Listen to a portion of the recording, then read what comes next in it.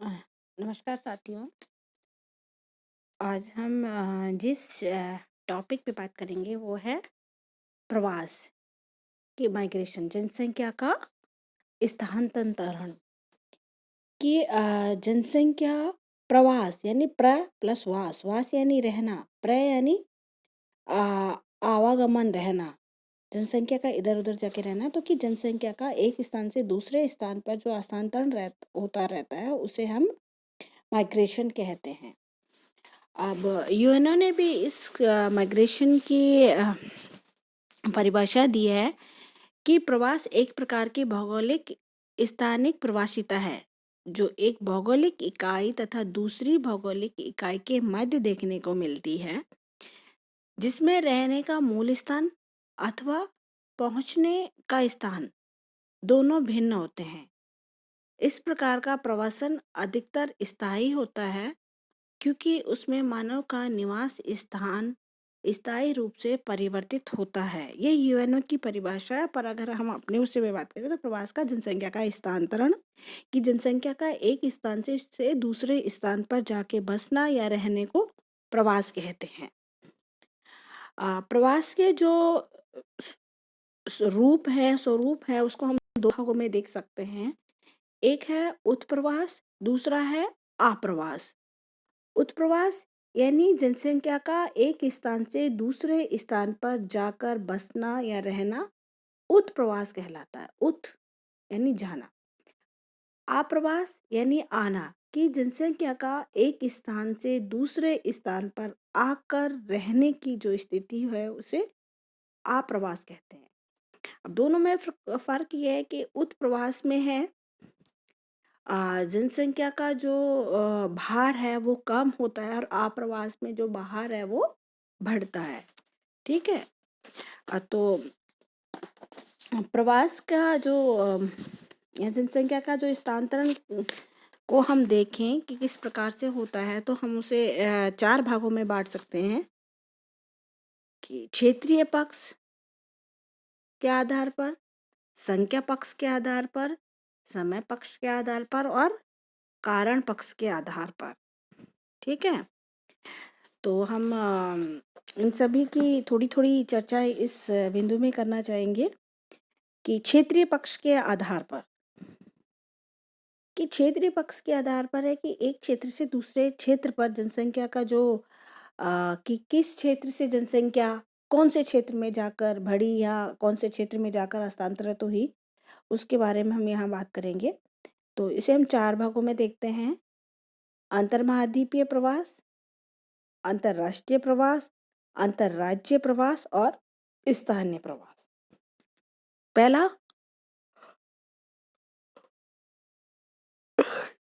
पहला है अंतर महाद्वीपीय प्रवास कि एक महाद्वीप से दूसरे महाद्वीप में जनसंख्या का जो आना और जाना यानी जनसंख्या का जो हस्तांतरण होता रहता है वो अंतर महाद्वीपीय प्रवास कहलाता है। और जो अंतर महाद्वीपीय प्रवास है उसको हम देखेंगे तो 17वीं से 20वीं शताब्दी के बीच जो यूरोपियन लोग हैं वो व्यापार और के के उद्देश्य से दक्षिण अमेरिका, अफ्रीका, ऑस्ट्रेलिया जैसे क्षेत्रों में जाकर बसे हुए थे। और ये जो प्रवास था इनका पहले व्यापार के पर्पज से मतलब अस्थायी तौर पे लिए गए थे, लेकिन ये स्थायी रूप से वहाँ जाकर रहने लगे। तो ये अंतर महाद्वीपीय प्रवास है। अंतर्राष्ट्रीय प्रवास की बात करें तो एक राष्ट्र से दूसरे राष्ट्र में जो जनसंख्या का हस्तांतरण होता रहता है उसे हम अंतर्राष्ट्रीय प्रवास कहते हैं। और ये हम देखें तो देखेंगे कि भारत और पाकिस्तान का जब विभाजन होता है तो लाखों करोड़ों की संख्या में जो हिंदू लोग हैं वो पाकिस्तान से भारत में तथा मुस्लिम काफ़ी संख्या में मुस्लिम लोग हैं वो भारत से पाकिस्तान में जाकर बस गए थे। उसी तरह से फिर पाकिस्तान और बांग्लादेश का विभाजन होता है तो बड़ी संख्या में वहाँ भी जनसंख्या का हस्तांतरण होता रहता है। ठीक है। उसी तरह से जो कोई भी राष्ट्र है उसका विभाजन होता है तो जनसंख्या का जो हस्तांतरण होता है वो अंतर्राष्ट्रीय प्रवास के अंदर आता है। अंतर्राज्यीय जो प्रवास है, तीसरा अंतर्राज्यीय, कि एक राज्य से दूसरे राज्य में जनसंख्या का जो हस्तांतरण होता है वो अंतर्राज्यीय प्रवास कहलाता है। और ये जो प्रवास है स्पेशली आजीविका के रूप में किया जाता है कि लोग अपनी आजीविका रोजी रोटी कमाने के लिए एक राज्य से दूसरे राज्य में जो हस्तांतरण होते रहते हैं, जैसे यूपी, बिहार और बंगाली लोग हैं अपने रोजगार की तलाश में या मजदूरी करने के लिए पंजाब और हरियाणा के क्षेत्रों में जाकर बसते हैं। और चौथा है स्थानीय या जिले स्तर का प्रवास। ये प्रवास जैसे एक तो सबसे बड़ी बात है कि दिहाड़ी मजदूरी के रूप में हम इसको देखेंगे कि लोग जो ग्रामीण क्षेत्र के जो लोग हैं वो सुबह से मजदूरी के लिए शहरी क्षेत्रों की तरफ निकलते हैं और शाम को लौट आते हैं, या फिर एक कुछ 15 दिन, 10 दिन, 20 दिन के लिए लोग जाके वहाँ पर बसते हैं। तो ये स्थानीय प्रवास के अंदर आता है। और दूसरी चीज़ इसमें देखेंगे महिलाओं का जो अ, हस्तांतरण होता है वो स्थानीय प्रवास के अंदर ज़्यादा आता है। ऐसे क्योंकि एक शहर से दूसरे शहर या एक तहसील से दूसरे तहसील में जाकर महिलाएं विवाह उपरांत जाकर जो बसती हैं तो उसे हम स्थानीय प्रवास के अंतर देखते हैं। अब दूसरा है यहाँ पर पक्ष के आधार पर। संख्या पक्ष के आधार पर हम इसको 3 भागों में बांट सकते हैं: वृहद संख्या हस्तांतरण, मध्यम संख्या हस्तांतरण और अल्प संख्या हस्तांतरण। कि कितनी मात्रा में या कितनी संख्या में लोगों का एक क्षेत्र से दूसरे क्षेत्र में जो हस्तांतरण होता रहता है वो संख्या पक्ष के अंदर आता है। तो वृहद संख्या हस्तांतरण में जैसे मैंने बात की थी अंतर्राष्ट्रीय प्रवास के दौरान कि भारत और पाकिस्तान का विभाजन होता है तो लाखों करोड़ों की संख्या में पाकिस्तान से भारत और भारत से पाकिस्तान में लोगों का हस्तांतरण होता रहता है, वो वृहद संख्या हस्तांतरण में आता है। मध्यम संख्या हस्तांतरण में की संख्या की जो जनसंख्या का, जैसे कि अंतर्राज्यीय प्रवास को ले सकते हैं कि लोग अपनी रोजी रोटी की तलाश में एक राज्य से दूसरे राज्य के अंदर जो आते हैं वो इसके अंदर हो सकता है। या फिर आजकल हम देखते हैं कि लोग रोजगार के लिए या शिक्षा के लिए, व्यापार के लिए एक क्षेत्र से दूसरे क्षेत्र में जाके जो हस्तांतरण होता है वो मध्यम संख्या में आता है। और अल्प संख्या में हम ये देखेंगे कि कुछ मात्रा में जैसे हमारे व्यापारी लोग हैं या फिर शिक्षा के चक्कर में लोग ब्रिटेन, ऑस्ट्रेलिया, अमेरिका में जाकर जो हस्तांतरण होता है वो अल्पसंख्यक हस्तांतरण कहलाता है। तीसरा है समय पक्ष के आधार पर, या इसे हम काल पक्ष के आधार पर भी बोल सकते हैं कि जो जनसंख्या का हस्तांतरण है वो कब कब होता है, ठीक है। तो हम इसे 2 भागों में बांटते हैं, एक दीर्घकालीन हम इस हस्तांतरण को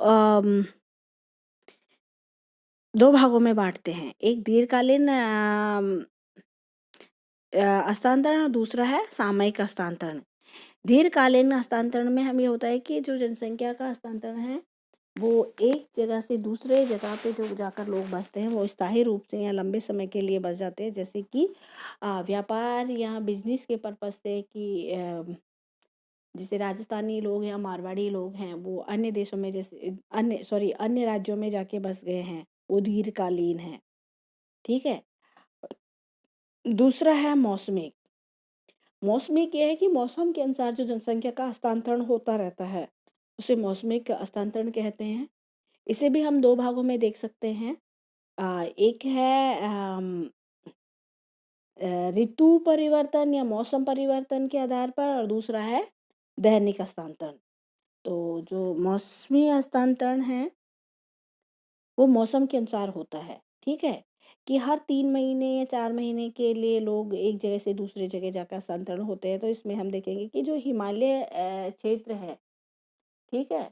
यहाँ पर लोग जो सर्दियाँ का मौसम होता है, तो पहाड़ों की तलहटी में आकर बस जाते हैं, और जैसे ही गर्मी का मौसम आता है, तो लोग तलहटी से वापस पहाड़ों पे जाकर बसते हैं। और इसे हम मौसमी स्थानांतरण कहते हैं। दैनिक स्थानांतरण में लोग जो दिहाड़ी मजदूरी के लिए सुबह से को घर से निकलते हैं और शाम को लौटते हैं, ये दैनिक स्थानांतरण कहलाता है।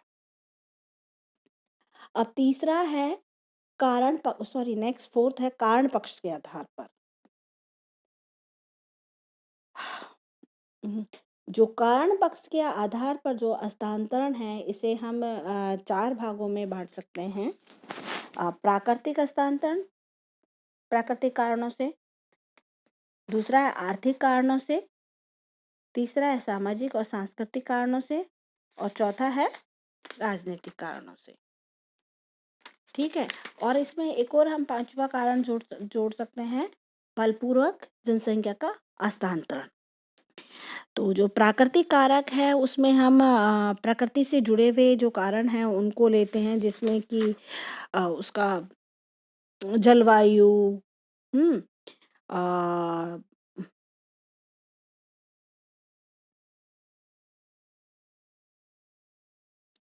जैसे जितने भी भौतिक कारक हैं वो इसके अंदर आएंगे। ये कह सकते हैं जलवायु, में वहाँ पानी की प्राप्ति, और ऋतु परिवर्तन जो होता है, बाढ़, सूखा आदि इसके अंदर आते हैं। तो इसमें जो हम देखेंगे कि जो भौतिक कारक है ना?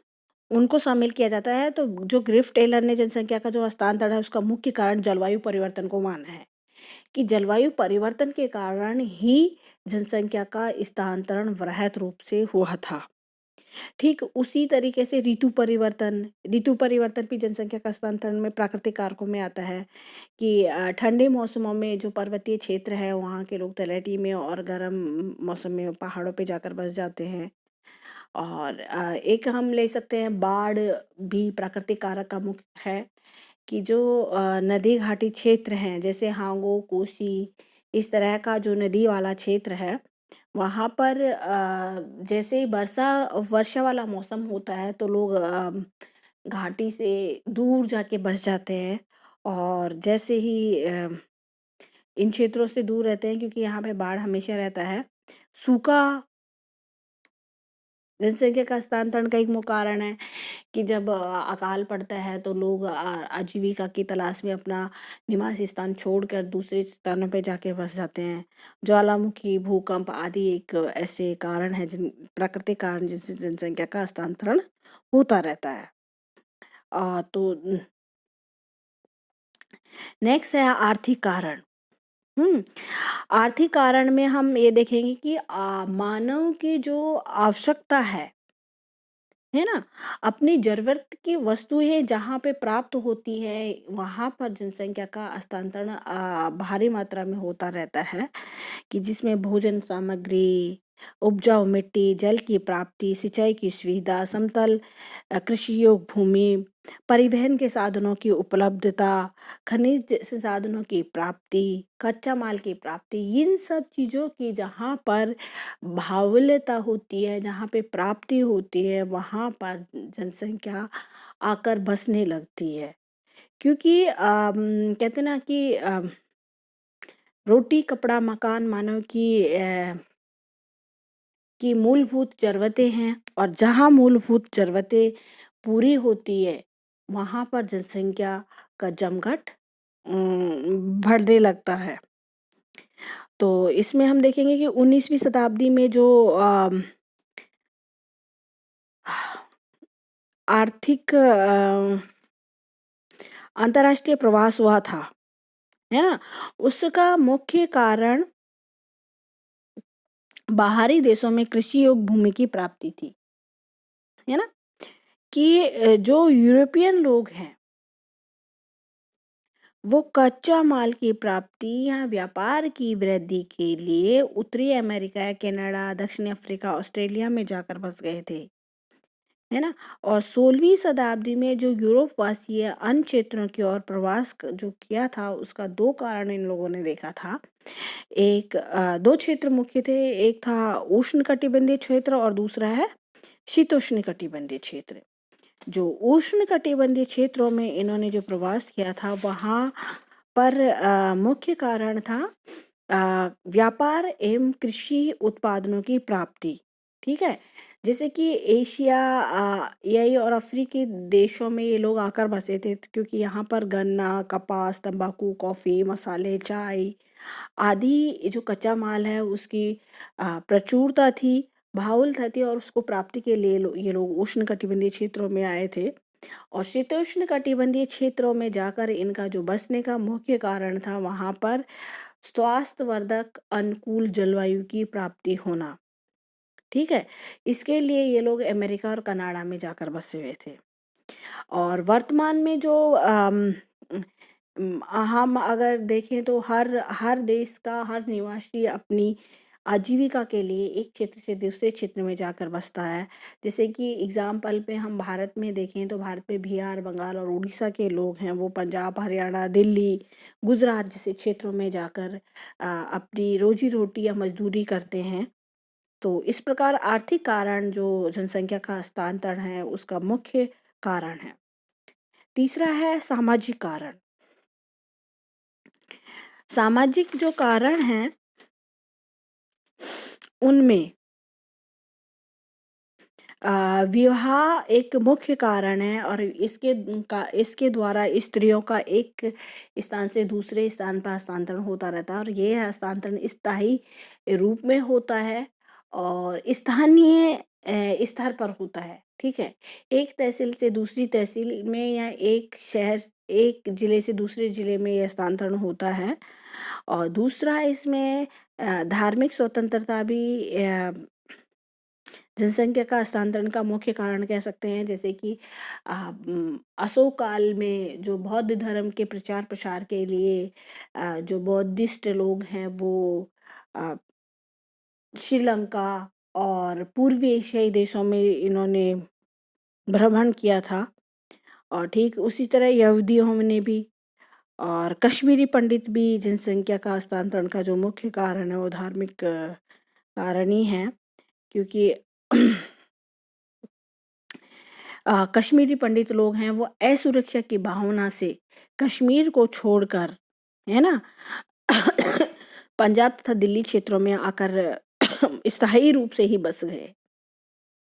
और ठीक उसी तरह ये जो यहूदी लोग हैं, द्वितीय विश्व युद्ध से पूर्व जर्मनी से इज़राइल और द्वितीय विश्व युद्ध के बाद में विश्व के अन्य क्षेत्रों से इज़राइल में आकर बस गए, क्योंकि इज़राइल है वो यहूदियों का गढ़ माना जाता है, और यहाँ पर यहूदी सुरक्षित अपने आप को महसूस करते हैं, तथा अन्य क्षेत्रों में ये अपने आप को असुरक्षित महसूस करते हैं।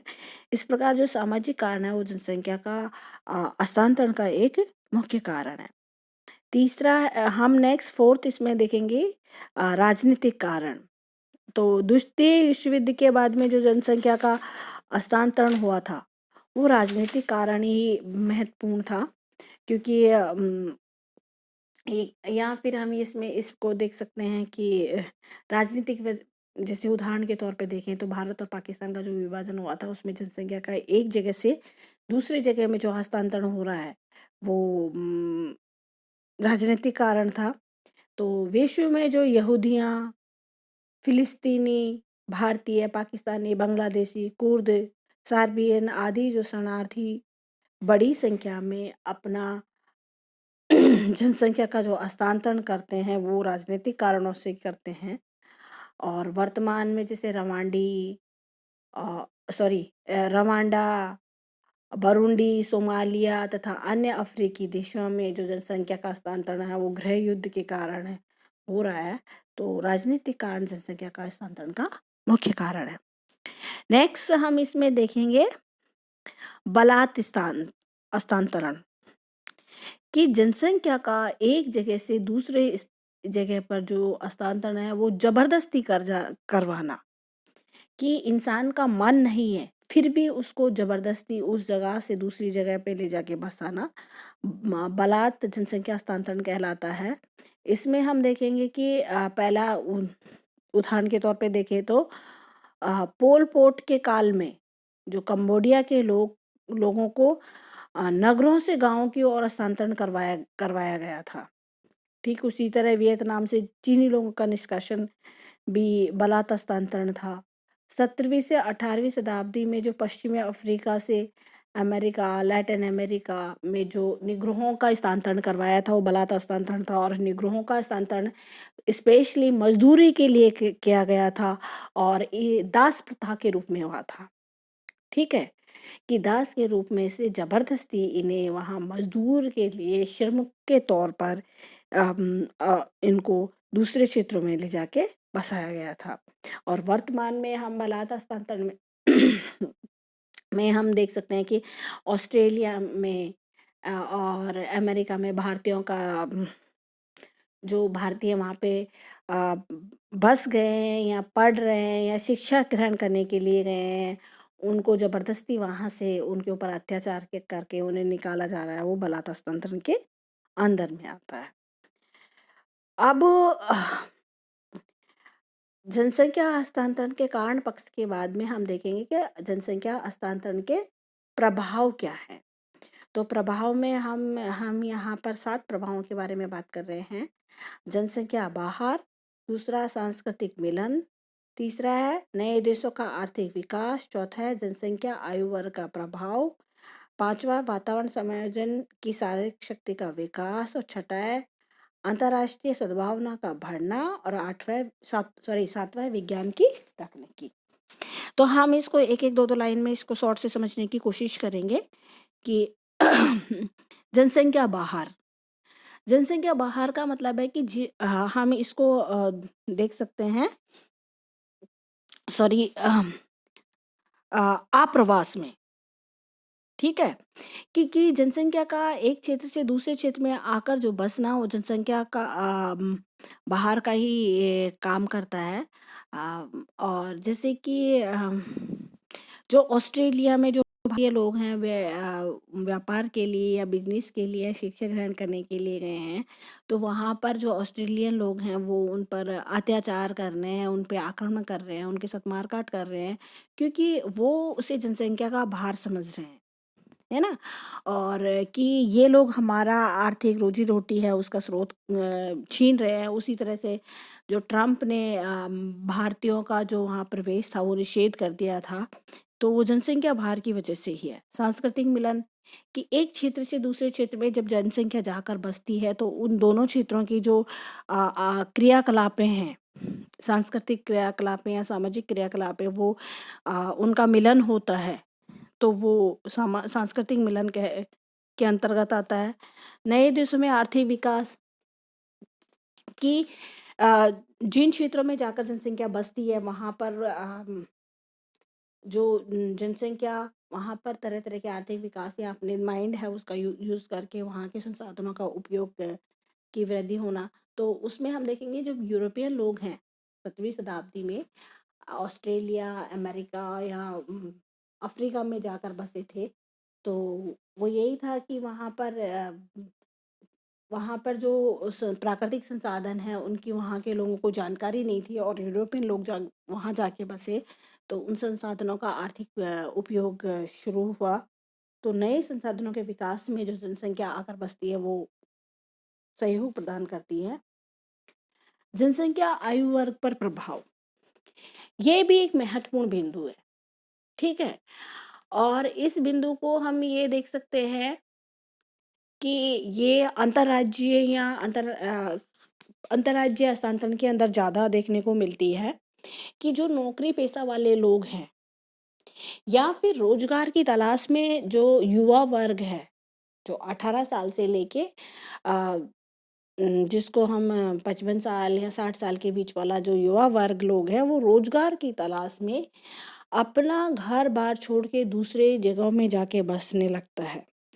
तो ये देखते हैं कि जिस क्षेत्र से ये लोग आते हैं वहाँ पर 18 से 60 साल का जो आयु वर्ग है उसका जो संख्या है, उसका रेशियो है, उसमें कमी आती है। और जो ये बाल्यावस्था और वृद्धा वाले लोग हैं, उनकी संख्या में इज़ाफ़ा हो जाता है, ठीक है? और ठीक उसी तरह से इसका उल्टा प्रभाव ये है कि जहाँ पर ये लोग रोज़गार या रोज़ी-रोटी के लिए जाके बसते हैं, वहाँ पर जो युवा वर्ग या काम करने वाला जो वर्ग है, उसकी संख्या में इज़ाफ़ा हो जाता है। और जो वृद्धावस्था और बालावस्था है, उसमें इनकी संख्या में कमी आती है। तो इस प्रकार जनसंख्या आयु वर्ग के भार का प्रभावित होता है।